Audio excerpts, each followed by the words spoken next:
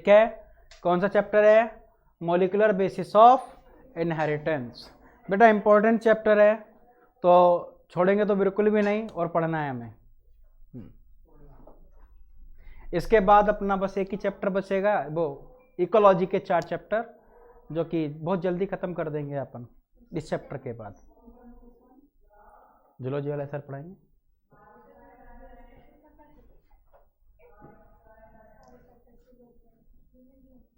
क्या हुआ? कौन से? हाँ देखो, मॉलिक्यूलर बेसिस ऑफ इनहेरिटेंस। बेटा इसमें क्या होता है? सबसे पहली बात अगर मैं बात करूं यहां पर, इसमें हम स्टडी करते हैं न्यूक्लिक एसिड के बारे में। किसके बारे में स्टडी करेंगे? Nucleic acid. तो न्यूक्लिक एसिड होते क्या हैं? Nucleic acid and nucleotide. देखो न्यूक्लिक एसिड जो होता है, nucleic acid are the polymer of nucleotide. Nucleic acid क्या होते हैं? Polymer of nucleotide. अब न्यूक्लियोटाइड क्या होगा? न्यूक्लियोटाइड होता है बेसिकली, अगर मैं इसके कंपोनेंट की बात करता हूं, उसमें होता है पेंटोस शुगर, नाइट्रोजन बेस और फॉस्फोरिक एसिड। तो पेंटोस शुगर 2 टाइप की होती है, एक तो डीऑक्सीराइबोस, दूसरी राइबोस।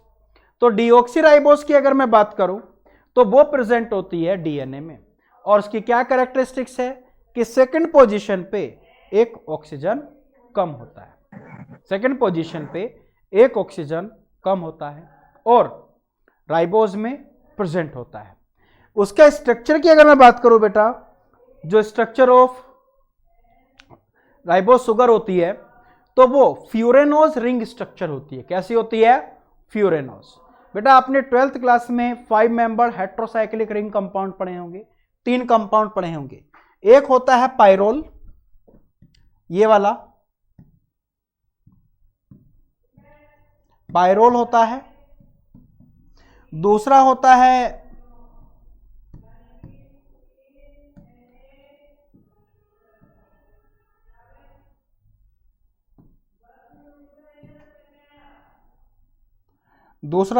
ये फ्यूरान, जिसमें ऑक्सीजन होता है बेटा।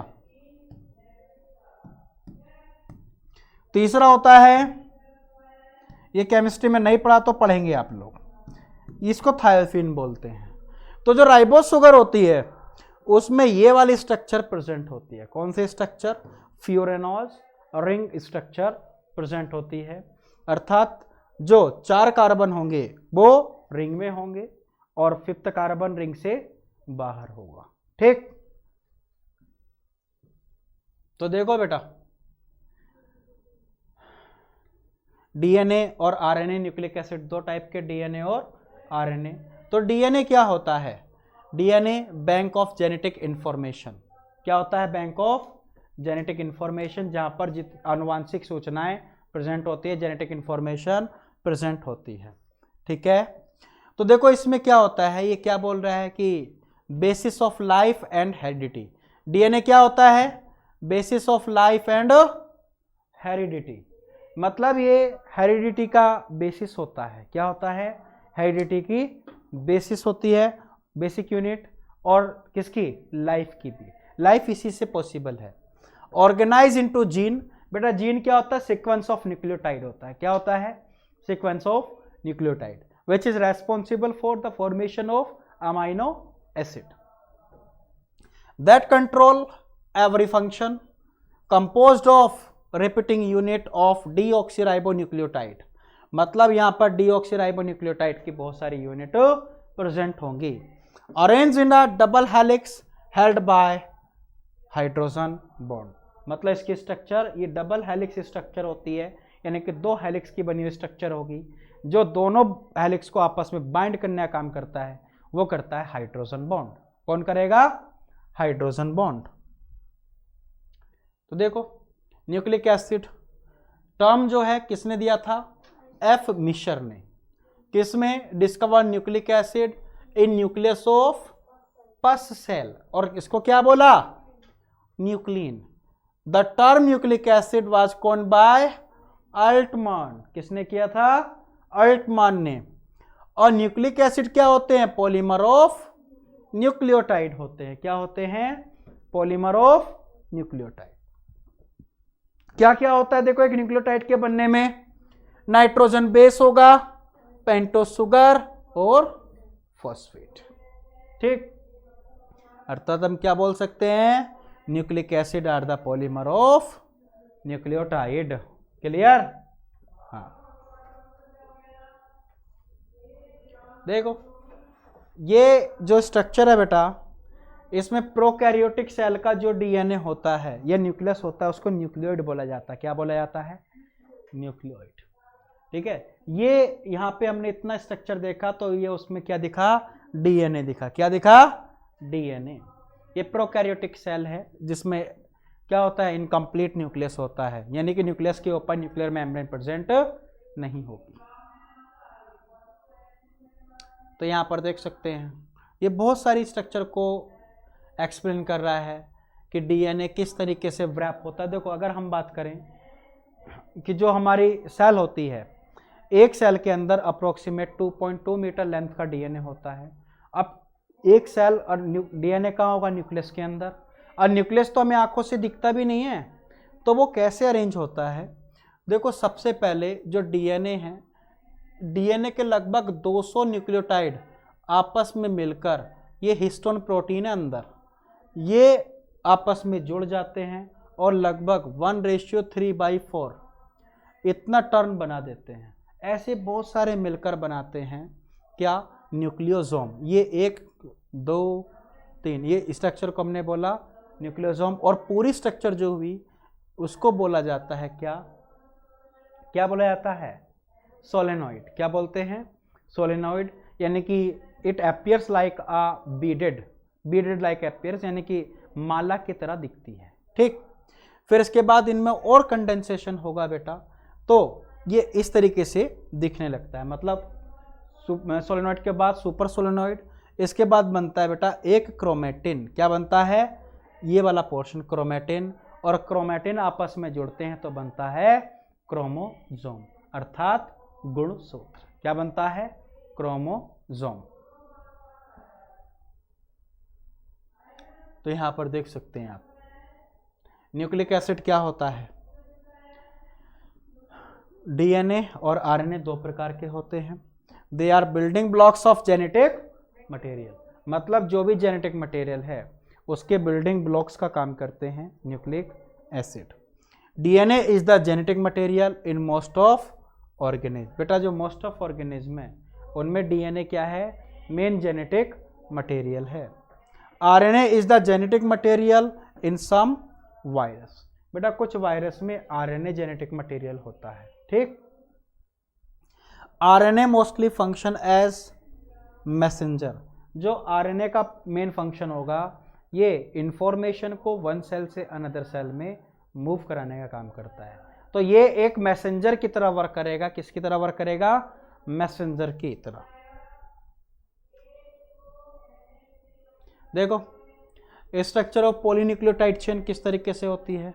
Polynucleotide chain are the polymer of nucleotide. अभी बताया था ना कि polymer of nucleotide is called nucleic acid. ठीक, तो DNA and RNA are polynucleotide. दोनों क्या होते हैं? पॉलीन्यूक्लियोटाइड। कैसे बनते हैं अभी दिखाऊंगा।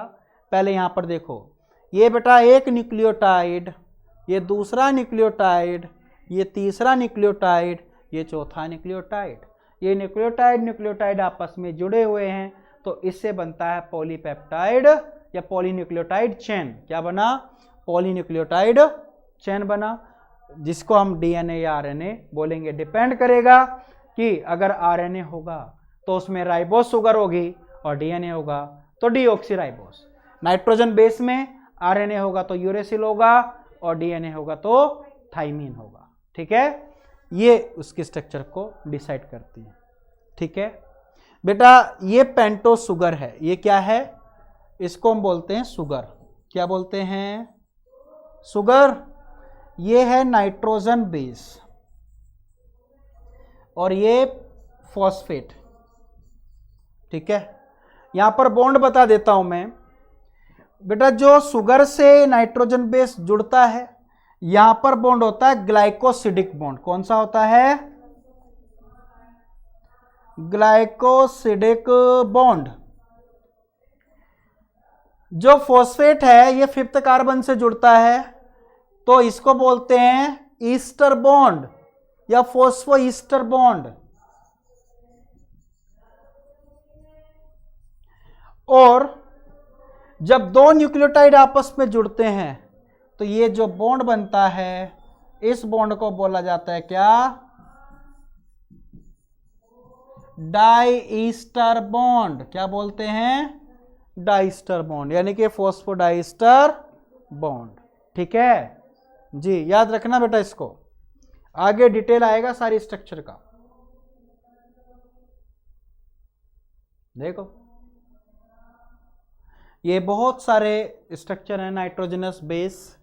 The rings are composed of 4 different compound. जो रंग दिए हमने ये क्या है? अलग अलग कंपाउंड है। ये वाला कलर एडेनिन के लिए, ये थायमिन, साइटोसिन और ग्वानिन। बस इतना याद रखना बेटा। एडेनिन के साथ में हमेशा टी मिलता है और जी के साथ में हमेशा सी मिलता है। उनके बीच में हाइड्रोजन बॉन्ड उपस्थित होते हैं। एडेनिन और थायमिन के बीच में 2 hydrogen bond and cytosine and guanine के बीच में 3 हाइड्रोजन बॉन्ड प्रेजेंट होते हैं। ठीक है, तो ये बहुत इंपॉर्टेंट होता है स्ट्रक्चर ऑफ डीएनए। और इसको जो दिखाया है ये बेटा फॉस्फेट है। ध्यान रखना, बैकबोन जो फॉर्म करता है डीएनए की वो शुगर और फॉस्फेट करता है। कौन करता है? शुगर और phosphate.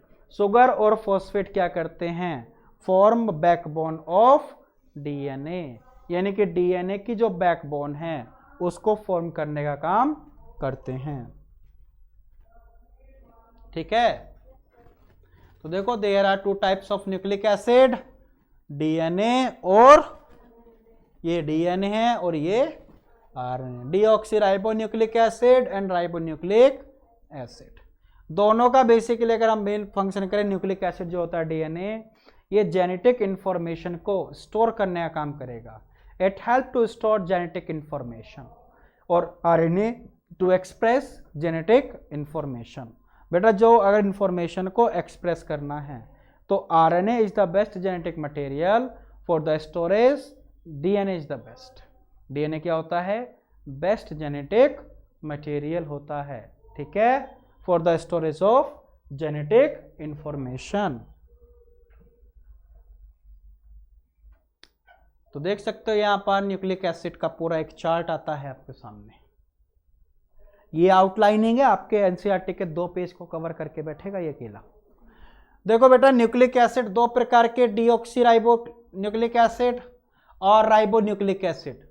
Deoxyribonucleic acid that is the DNA and ribonucleic acid RNA. तो डीएनए क्या होता है? डबल स्टैंडर्ड होता है, हेलिकल होगा, polymer of deoxyribonucleotide found in the nucleus of cell. Function storage of genetic material.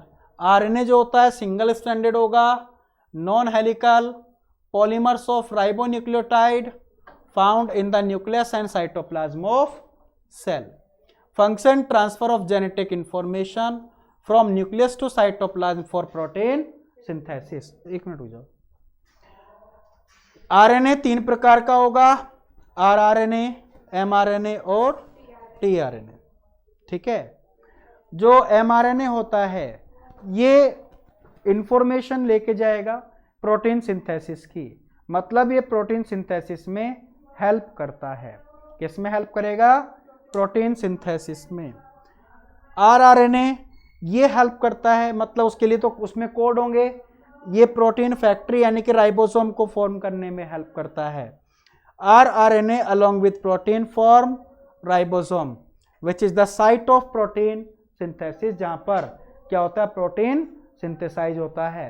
तो इसलिए बेटा आरआरएनए को क्या बोलते हैं? यानी कि राइबोसोम को प्रोटीन फैक्ट्री ऑफ सेल बोला जाता है। टीआरएनए बेटा ये ट्रांसफर आरएनए होता है, प्रोटीन सिंथेसिस के समय पर यह अमाइनो एसिड को लाने का कार्य करता है। इसको सोल्यूबल आरएनए भी कहते हैं। तो कल अपन जो पढ़ेंगे वो यहाँ से पढ़ेंगे, ठीक है। तो आज की क्लास यहीं पर खत्म करते हैं।